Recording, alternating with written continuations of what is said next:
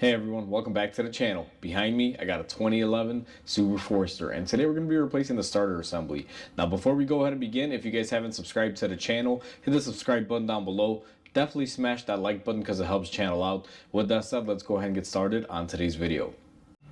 So we are zoomed in on the engine bay. Now the primary area that we're going to be working in is going to be this driver's rear area here towards the back of the engine by the firewall. And the first thing that you always want to do is make sure you disconnect your battery. We've already gone ahead and done so here. I already took off my battery. I'm going to do a few things to it, so that's why I got both terminals off. But just the negative terminal taken off is good enough for a starter. If you feel more comfortable, go ahead and take off both, whatever you prefer. Now our starter location is going to be right behind here, and I'm actually going to grab the camera, and I will give you guys a heads up, this video may be a little bit difficult to shoot, but if you look right there, that is where our starter assembly sits. And in order to gain access to it and make it easier for filming, I'm going to be removing this intake snorkel, and hopefully that'll give us the majority of the room. First step is to go ahead and remove this intake tubing. Now there's going to be a clip here. I'm going to use my clip remover, and you just pull out the center of it and it will come out just like so. And once you have that off, you're going to want to take your 8mm and go ahead and loosen up the clamps that hold on the tubing to the throttle body and the intake box. Now be very careful. These can be a little rough to take off. This one actually fell out of place, but where I always find the issue is going to be right up here. You're gonna have to kind of maneuver it back and forth, and just like that we are able to remove it off our throttle body. Now there is a hose here. It's going to be a little low. It's the breather vent for the PVC system, I believe. And we're just going to go ahead and pull it out. And just to show you guys on camera, that is where our port there for the breather is. Sorry, I'm blocking the light there, but that'll give you an idea. Pretty simple, real easy to remove. Now that we have that out of the way, we're going to get our camera set up and go ahead and attack our starter. With the air box piping and everything out of the way, what we're going to do is go ahead and set up the camera, and I'm going to kind of do an aerial view here. That is where our starter is. It's really easy to get to it once the piping and the air box are out of the way. Now that we know and we're zoomed in where we're going to be working, I'm going to make a few points here. You will see that there is a ground cable attached to a bracket that looks like it gets bolted up to the top bolt here. It's kind of like an all-in-one. I'm going to move this little ground strap out of the way just so I get everyone a better visual of it. And the other thing that is going to be on this specific vehicle, because it has been worked on throughout the years, this vehicle had a engine replacement, and on the bottom, I'll show you when we remove it, there should be two retaining bolts holding on your starter. One is a bolt up top, the other one is a nut on the bottom. It looks like whoever rebuilt the motor, when they put it in, they did not put the bottom nut. Now I verified this because I was underneath the car. So we have a previous shoddy mechanic that did some work to this. And it wasn't me, guys. Just wanted to, throw that out there. So we're gonna take our 12mm, remove our ground strap. Now that was on there tight. It probably has never been removed before. So we're gonna take our ground cable and just put it off to the side with our bolt and everything. Now the starter bolt that you need to remove from the top portion of it is going to be just behind here. And I'm gonna use my Milwaukee Impact here with a 14mm to get that off. And it's gonna be a pretty long bolt. As you guys can see, that thing came out, and it looks like it's really, really long. There you go. And I'm gonna keep that little bracket attached to it. That's just for the engine ground. I guess they're doing it all in one. They're doing the engine, transmission, and starter with one ground strap, which works. It's fine as long as everything is nice and clean. Now, first thing that you'll notice is that our starter just fell out of place, and that is because there is no lower nut holding it into place. So we're just gonna simply move it out of the way, and I'm gonna leave it right there just for the time being because we still have our electrical connections to remove, but hopefully the camera will pick it up. I'm gonna zoom you guys in there. I don't know how well it's gonna pick up, but right about here you guys can see a stud. That is where a nut should be. The previous engine installer or whoever worked on this before, what they did was, it looks like they didn't put a bolt all the way in. They didn't run it down all the way really good. And on top of that, it looks like they didn't put that nut back on. Now, I know the lighting is horrible. Let me see if I can get this light on there. But you will see that there should be a nut and bolt holding it in there. And this engine is just all over the place. It's nuts and bolts aren't matching up. Whoever worked on this previously just did a very horrible job. But either way, now that we know where our nut location is, if your vehicle has that, you want to remove it, you can actually access it through the top. You just need an extension because the starter is a little bit long ways when it comes in here, so you'll have to kind of reach around from the back. Or if it's easier for you, you can go up underneath it, and it's really accessible that way as well, whatever you prefer. Now what I'm going to do is get the camera zoom back out of here and get you in a nice position. Now all we have left are our solenoid wires and our power wire on our starter, and we should be able to lift it up and out of the way. Now I'm going to do that and get the camera out of my engine bay and show you right up top how we do that. So right now our starter is just hanging out here. I initially thought I would be able to just pull it out, but there is the solenoid starter wire, which is basically the signal wire from the ignition, that's located down here. What I'm gonna do is I'm gonna have to remove that and get it out of our way, and I'll show everyone in a second here. But with that wire in the way, it doesn't allow the starter to lift up.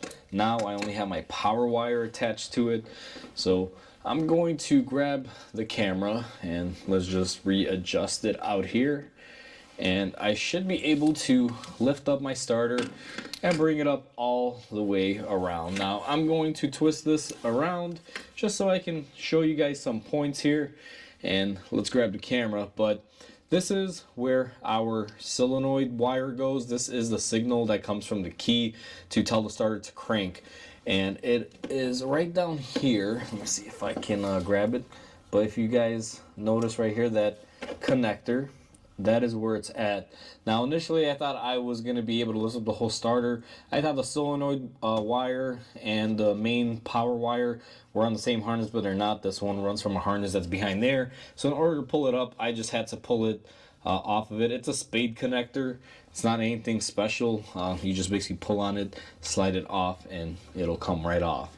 So now that we have that off, I'm going to position the camera, and all I have to do is remove this little dust boot, and we should be able to pull this just a little bit down and get it out of our way.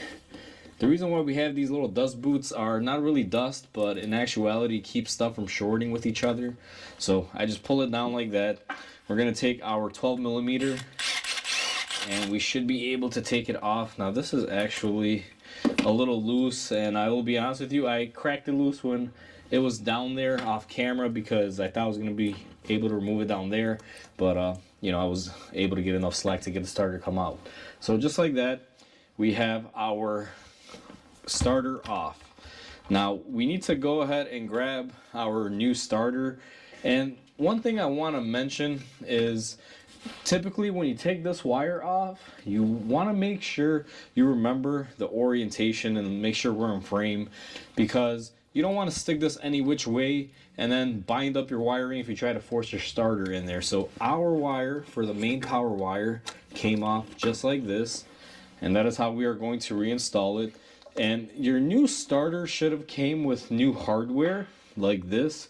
Basically it'll consist of a washer. Now this is a lock washer, and then we have a nut. Basically what I always like to do is, if you have the original hardware that came with the car, typically this is a one-piece design. I prefer to use those, and I will reuse those from time to time if it has it. However, this car, with the mileage that it has on there and the age, it's been replaced before, and someone already had swapped it out to this style from the previous starter. So we're just going to go ahead and use the new hardware and throw the old stuff away.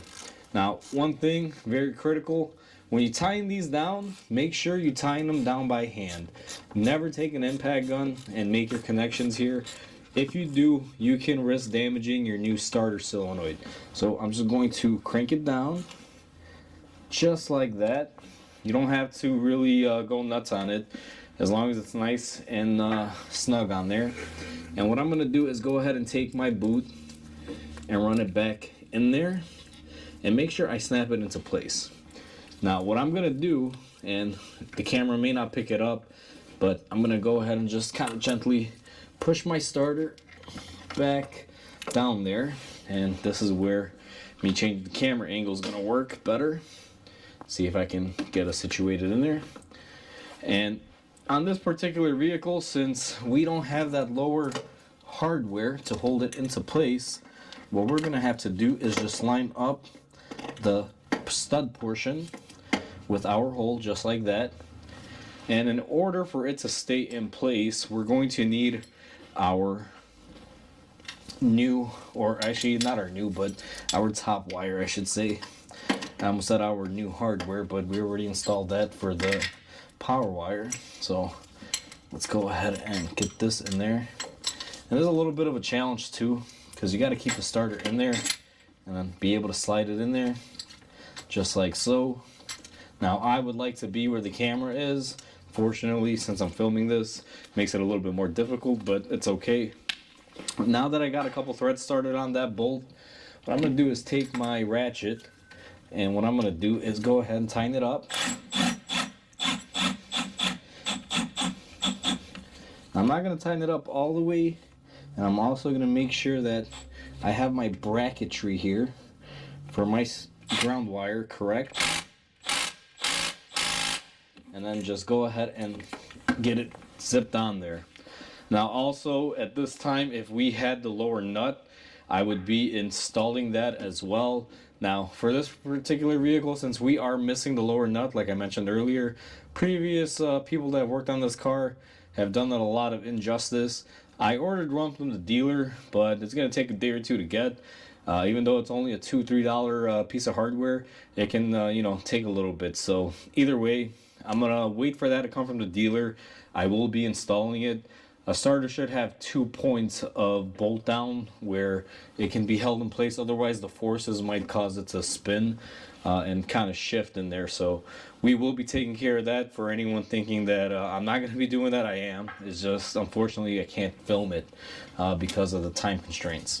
So next thing that I'm going to do, and this is going to be very difficult to show, but we're going to take our spade connector, and I'm going to do this just by feeling around because I know where it is. And what I'm going to do is just go ahead and slide it in here now. Let me find it. Alright, so that's where it is, and that's where we need to go. And just like that, we are able to snap our solenoid wire right on. With our solenoid wire in place, we are almost done with our starter, but we still need to connect our ground wire. Now, one thing that I've noticed on this, and you guys will probably notice it as well, you can see here, it looks like the casting on top of the transmission, it's a little bit chewed up, and that's because whoever did this transmission job was in there already. They put a longer bolt than it should be on this ground strap, and unfortunately I don't have another bolt to use, but this thing just barely grazes it, and I don't have anything else that'll work here. I was thinking of grinding it down, but then I was worried about maybe messing up the threads. I'd rather not risk that. But while off camera, I've ran this down all the way just to find out that it doesn't really touch it that much, just slightly. And what I'm going to be doing is I'm going to tighten this, and I'm going to be bending this bracket up just a little bit to help compensate for that.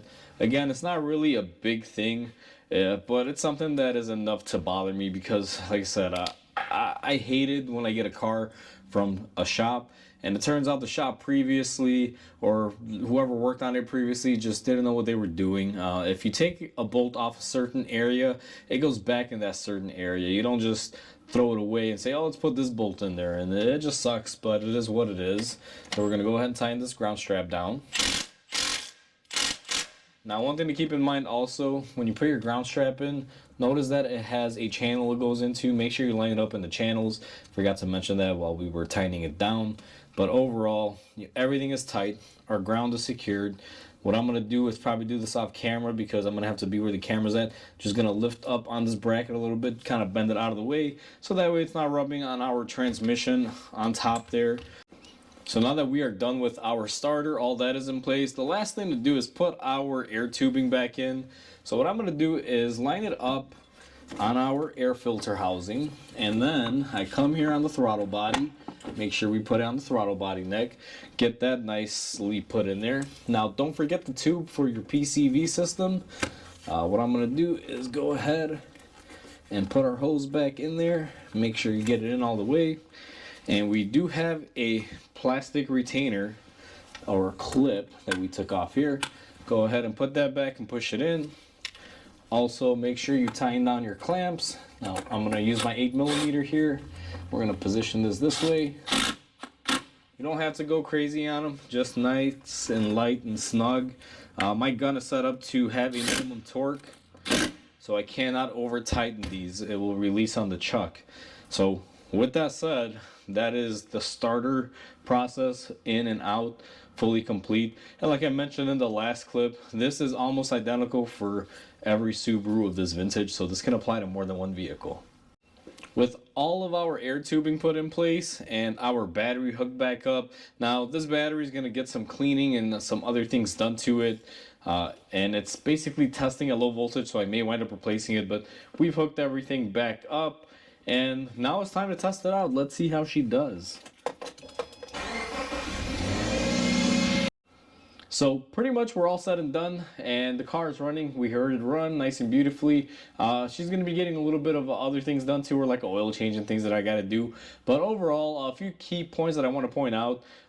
This is very similar on almost every Subaru out there. As long as it has this design and this era generation, this starter is identical as far as replacing them in procedure for most of the Subaru model lineup.